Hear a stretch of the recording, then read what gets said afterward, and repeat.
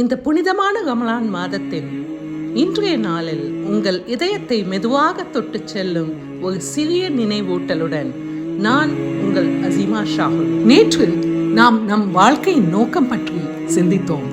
எதற்காக வாழ்ந்துட்டு இருக்கோம், எப்படி வாழ வேண்டும், இதே ஒரு புதிய திசையை தேட தொடங்கியது. இன்று ஒரு முக்கியமான விஷயத்தை பற்றி சிந்திக்கலாம். Sometimes our heart feels tired, not because life is too hard, but because we are holding too much. சில நினைவுகள், சில கவலைகள், சில மனிதர்கள், சில பழக்கங்கள் எங்கள் மனதை மெதுவாக சோர்வடைய செய்யலாம். Sometimes we carry things that we were never meant to carry. நாம் எல்லோரையும் மகிழ்விக்க முயற்சி செய்வோம், எல்லாவற்றையும் சரி செய்ய முயற்சி செய்வோம், எல்லாவற்றையும் கட்டுப்படுத்த முயற்சி செய்வோம்.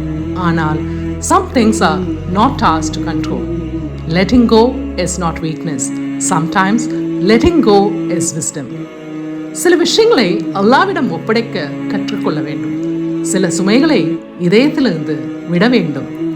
You do not have to carry everything. Allah is already taking care of what you cannot see. இன்று ஒரு சின்ன பிராக்டிஸ் செய்யலாமா?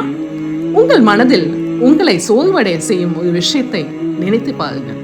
பிறகு மெதுவாக சொல்லுங்கள், யா அல்லாஹ், இந்த சுமையை உன்னிடம் ஒப்படைக்கிறேன்.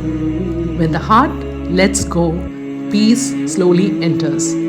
சில நேரங்களில் விடுவிப்பதுதான் உண்மையான அமைதியை கொடுக்கும்.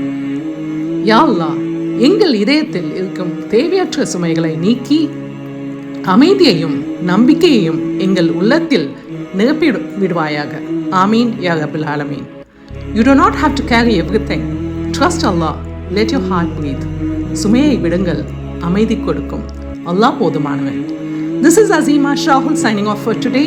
Inshallah நாளை மீண்டும் சந்திப்போம் இந்த ரமதான் பயணத்தில் இன்னொரு அழகான சிந்தனையுடன். அஸ்ஸலாமு அலைக்கும்.